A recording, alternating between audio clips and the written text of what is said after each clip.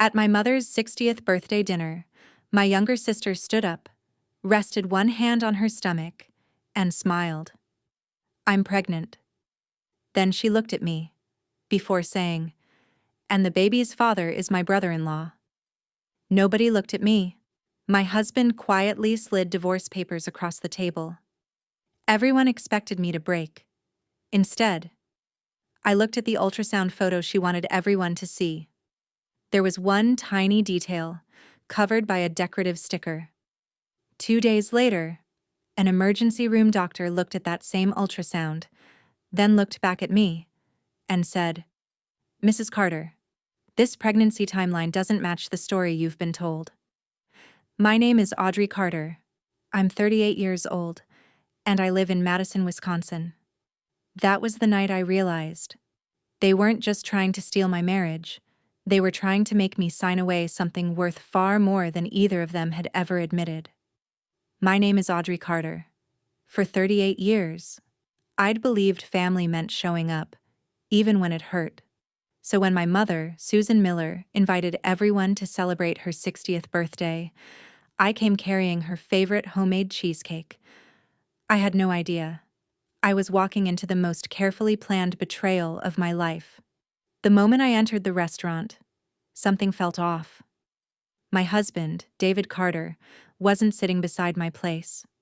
Instead, he was laughing quietly with my younger sister, Emily Miller. Even stranger, my place card had been moved to the opposite end of the table. Everyone avoided looking at me, like they already knew what I didn't. Dinner had barely started when Emily stood up. She smiled, rested one hand on her stomach, and said, "I'm pregnant." The room erupted in applause. Then she reached for David's hand. "And David is the father." Every sound around me disappeared. I couldn't even hear my own heartbeat. For exactly 1 second. Mom looked surprised. Then she hurried toward Emily, wrapped her in a hug, and whispered loudly enough for everyone to hear, "At least this baby will be born into a family that already loves it." She never looked at me. Not once. That's when I knew. This wasn't spontaneous. David slowly walked toward me. His face showed no guilt, only relief. He placed a sealed envelope beside my dinner plate. "I've already filed." Inside were divorce papers. At the bottom, one paragraph demanded something I never expected. He wanted my grandmother's lakeside cottage. I looked around the room. My cousins stared at their plates. My aunts rushed to congratulate Emily. Even my father, Richard Miller, said nothing. It felt like I had disappeared, while everyone celebrated the people who had destroyed my marriage. I realized I was completely alone. Emily passed around an ultrasound picture. Everyone smiled. Everyone admired the baby. When the photo reached me, I noticed something strange. A glittery heart sticker covered one corner of the image. Not the baby's face, not the hospital logo. Just one printed section. Someone had wanted to hide whatever was underneath. As everyone talked, David leaned close enough that only I could hear. "Please don't make this difficult." Then he quietly added, "If you sign everything within 48 hours, we can all move on peacefully." Move on?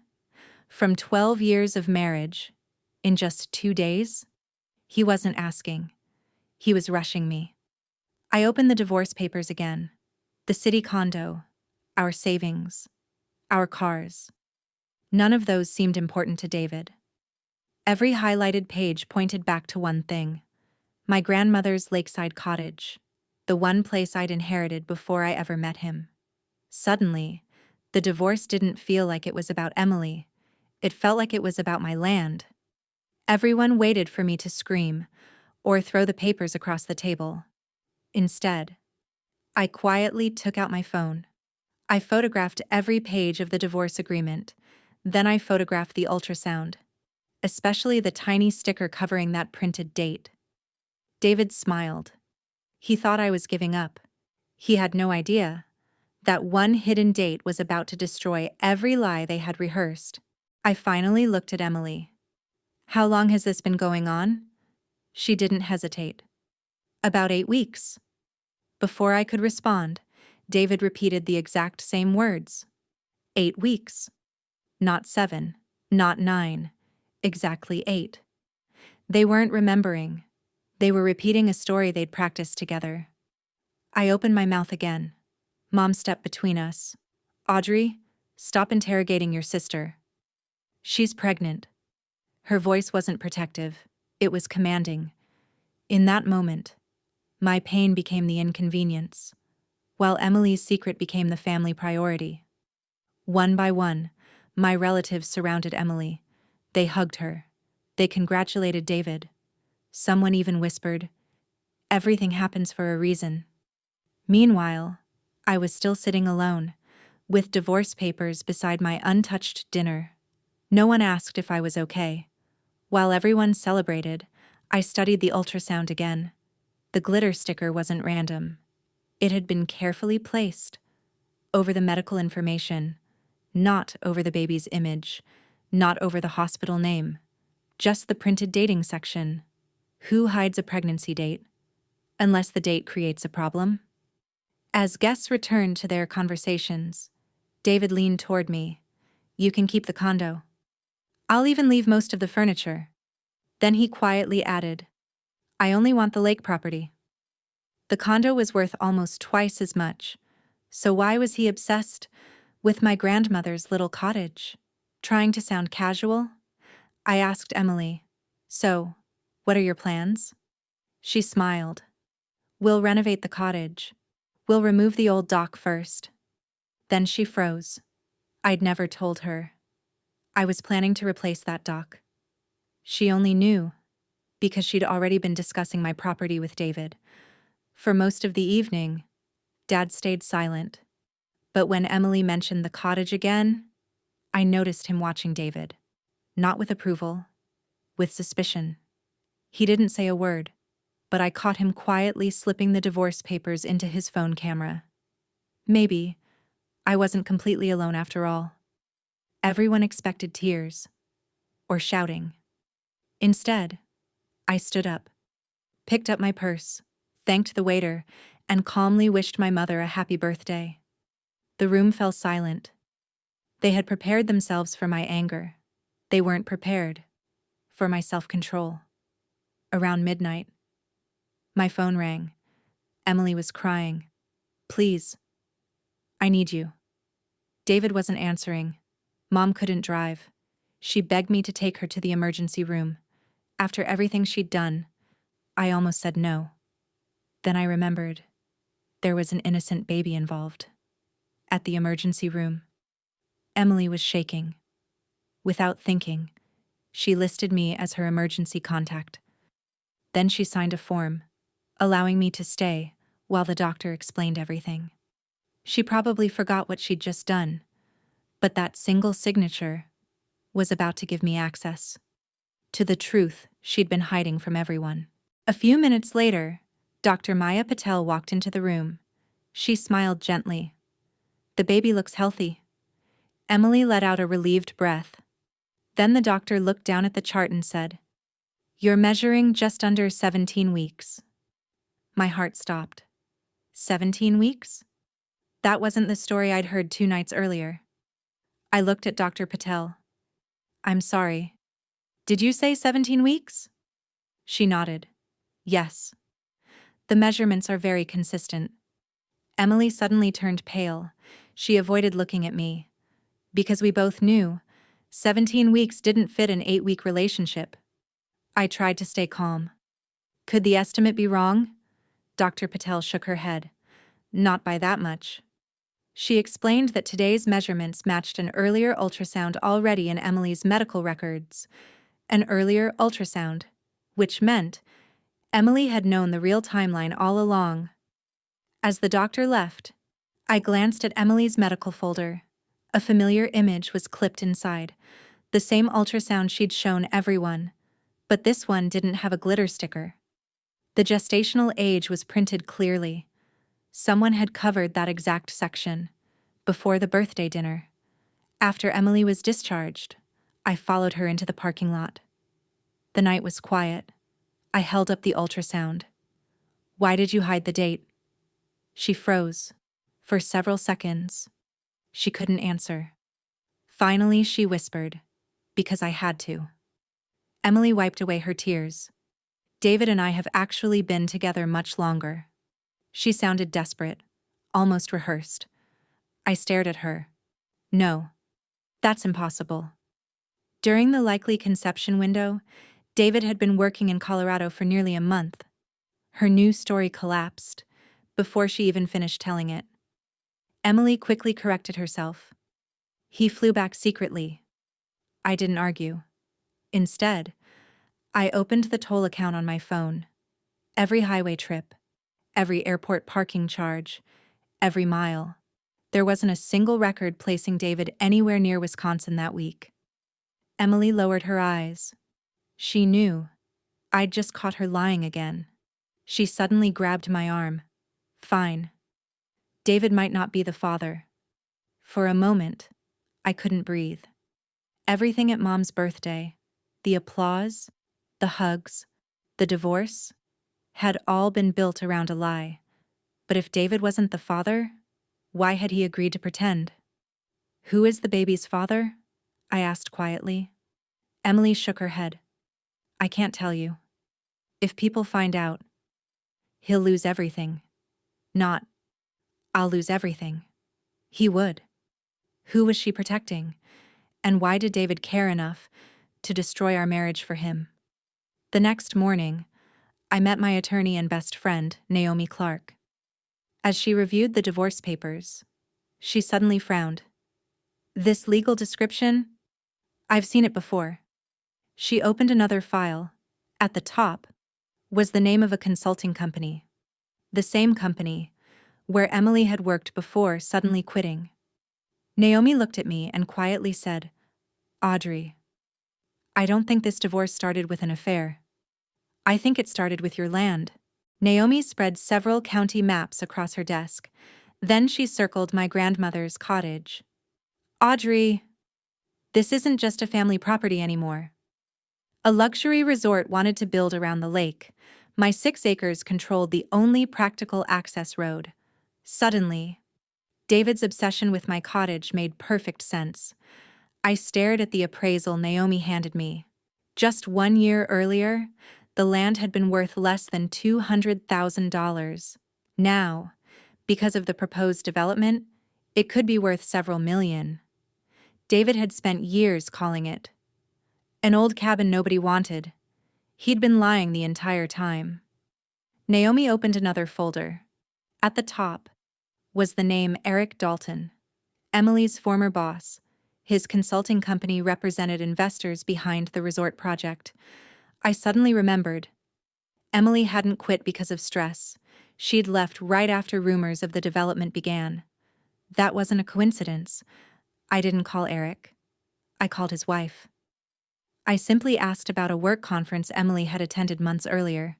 She answered without suspicion. "Oh yes. Eric and Lauren were there together for 3 days." Those dates hit me immediately. It was the exact window when the baby had been conceived. I hung up and finally understood. David wasn't covering up an affair because he loved my sister. He was protecting another man, a married man, whose business depended on getting my property. The pregnancy wasn't the beginning. It was the distraction. Everything had been carefully connected. Naomi called me that evening. "We found something." David had borrowed nearly $240,000 from private lenders. Most of it had gone into the resort project. If the investors couldn't get access through my land, David would lose everything. That's why he needed me, to sign quickly. Then came another shock. Without ever telling me, David had refinanced our city condo. A large portion of our shared equity had disappeared into his investment. He hadn't just betrayed my heart, he'd gambled with our future, and he never planned to tell me. The next afternoon, Emily called again. This time, she wasn't crying. She sounded defeated. Please.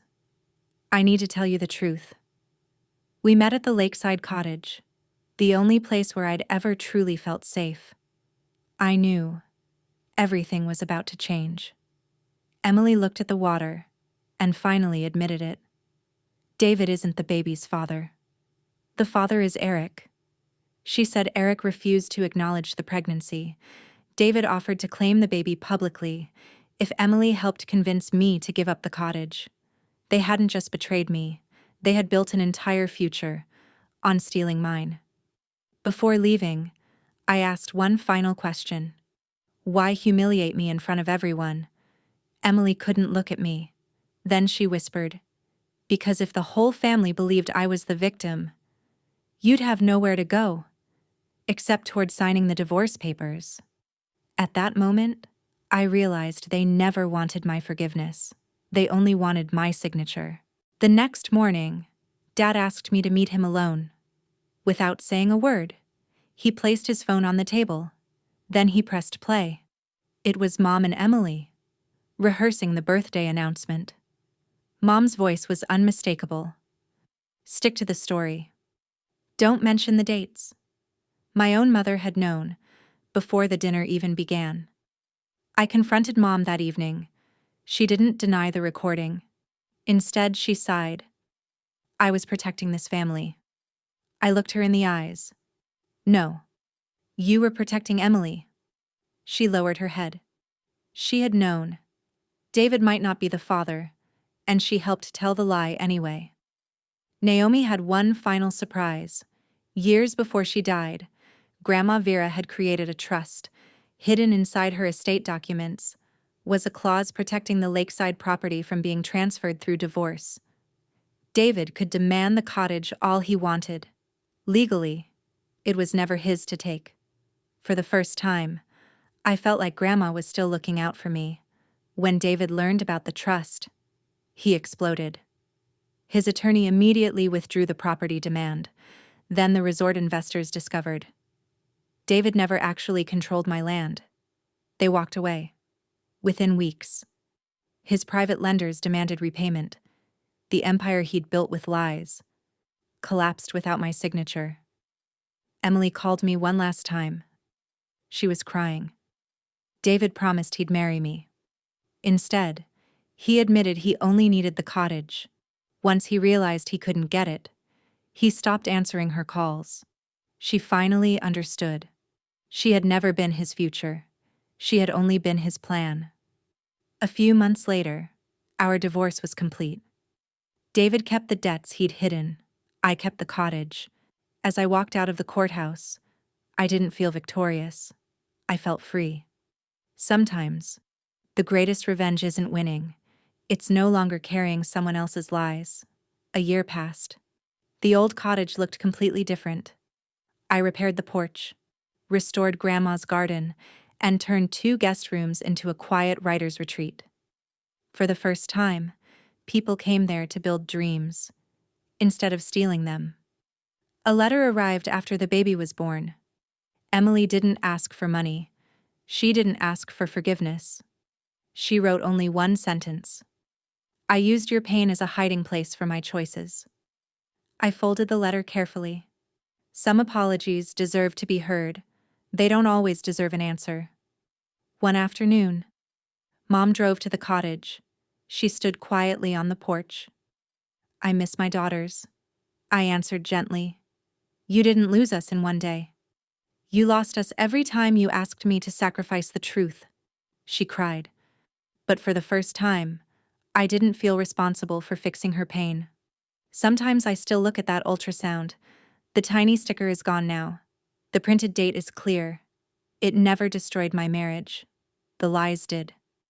That one hidden date exposed every secret they tried to bury. They believed they could rewrite my future with a fake story and a divorce agreement.